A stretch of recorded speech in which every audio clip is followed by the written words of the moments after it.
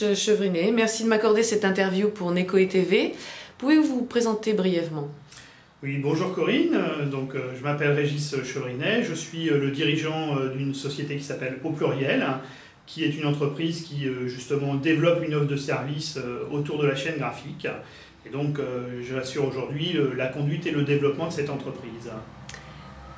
Donc Au Pluriel est une entreprise qui est le fruit de la réunion de 12 industriels qui ont décidé de se réunir pour pouvoir simplifier l'offre autour de la chaîne graphique.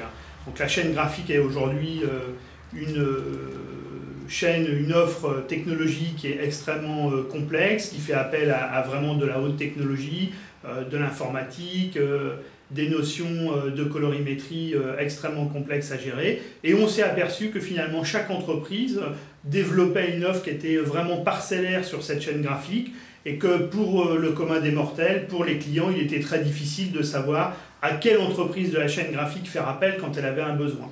Eh bien nous, pour simplifier cette relation, on a décidé ni plus ni moins que de regrouper l'offre de l'ensemble des acteurs de la chaîne graphique et de proposer un portail unique aux clients, quel que soit leur type de besoin, afin de simplifier cette relation. Quelle est la place occupée par les services?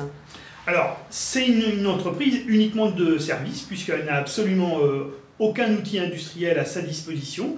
Elle s'appuie en revanche effectivement sur les offres industrielles de ses membres, et au-delà de ses membres, d'autres entreprises, si on a besoin d'aller chercher des technologies complémentaires qui ne font pas partie des associés de l'entreprise, mais il est clair que son activité est uniquement de la prestation de services. Alors à vrai dire, on intervient à deux titres, soit en maîtrise d'œuvre, en fabrication, donc on reproduit ni plus ni moins des logiques qui existent déjà dans le secteur du bâtiment.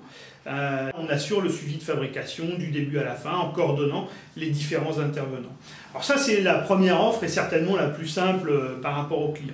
On propose une offre qui va de la création, ni plus ni moins du concept d'un document par exemple, jusqu'à sa mise en œuvre et ensuite sa fabrication, mais ça peut passer également par de la gestion de stock, de la distribution au point de besoin. Voilà, on va véritablement intégrer des prestations de services qui auparavant pouvaient être faites en interne au sein des entreprises. Donc c'est une vraie offre globale en fait pour un client. Tout à fait, c'est une offre globale. Et puis cette offre, elle a vu le jour également parce que même si aujourd'hui il y a déjà des prestataires qui font un petit peu, qui proposent cette offre sur le marché, certaines plateformes de fabrication par exemple, mais on s'est aperçu que ne maîtrisant pas l'outil industriel, elles ont perdu au fil du temps la notion d'innovation technologique. Or aujourd'hui, on ne peut pas imaginer découpler une offre de service de la technologie et des avancées technologiques que fait un domaine d'activité.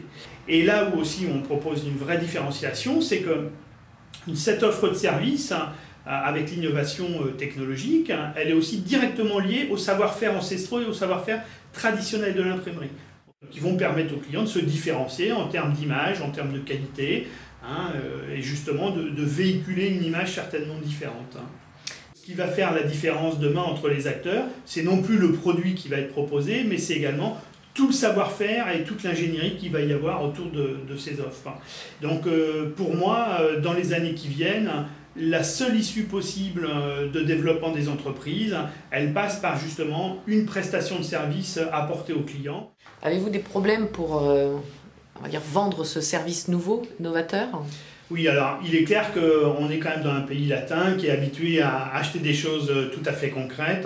Et là, on se heurte un petit peu à des changements de mentalité qui sont en cours, mais qui évoluent certainement un peu trop lentement à notre goût.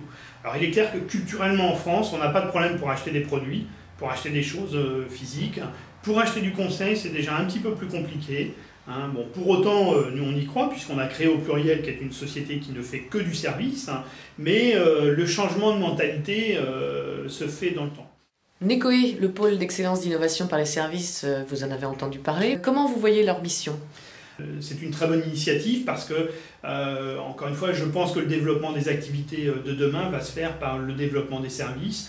Et il est clair qu'aujourd'hui, c'est très difficile pour les entreprises de développer le concept d'achat de services auprès des entreprises. Donc le fait d'avoir aujourd'hui un pôle, un Necoe, qui communique uniquement sur l'innovation par les services, sur la nécessité pour les entreprises de repenser différemment leur manière de fonctionner avec les PME.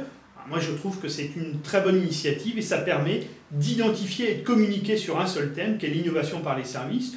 Au pluriel s'inscrit dans ce cadre-là et c'est vrai que nous, ça nous permet d'avoir un relais sur une communication plus globale autour de l'innovation par les services. Donc, qui plus est, c'est une initiative locale. J'ai eu l'occasion de voir les différents talents qui peuvent s'y exprimer. Eh bien, je trouve vraiment que c'est une initiative tout à fait intéressante. Ce que je souhaite aussi, c'est que l'innovation et le développement par les services puissent s'inscrire dans une politique de développement régional. C'est-à-dire qu'aujourd'hui, les grosses structures ont commencé déjà à avoir l'habitude, notamment les groupes américains, mais aussi les services bancaires, ont commencé à acheter du service, mais souvent à des multinationales qui se sont développées de cette manière-là. Alors, c'est aujourd'hui intéressant de pouvoir imaginer d'inscrire le développement des services au sein de PME. Nous, en tous les cas, au pluriel, s'inscrit typiquement dans ce type de dynamique. Et de voir Necoe aujourd'hui communiquer au niveau de la région centre à ce sujet-là, on trouve que c'est une excellente initiative qui est porteur d'espoir pour le développement des services. Auparavant, les entreprises avaient l'habitude de maîtriser l'ensemble de leur offre, leurs clients, leur marché, l'offre technologique, et elles s'arrêtaient là. Il est clair que nous, aujourd'hui, on considère au contraire que l'association des talents et des compétences de plusieurs entreprises va nous permettre d'être plus performants collectivement qu'on l'était individuellement auparavant. Parce que l'association des savoir-faire nous permet de nous positionner, d'abord sur des marchés où auparavant on n'avait pas la taille, et puis deuxièmement avec des offres de services où chacun individuellement on ne pourrait pas. Alors ça, c'est sûr que ça nécessite un changement de mentalité.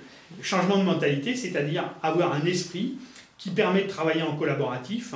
Et donc, c'est pas je décide et vous appliquez, c'est plutôt on réfléchit, on décide, et ensuite, collectivement, on met en œuvre cette décision. Alors, cette offre de service qu'on a développée au sein de Pluriel, ça fait plus de 2 ans qu'on est dessus. L'entreprise a vu le jour au mois de novembre l'année dernière, donc ça fait un petit peu moins d'un an. Mais on a travaillé pendant plus d'1 an auparavant pour définir notre positionnement marketing.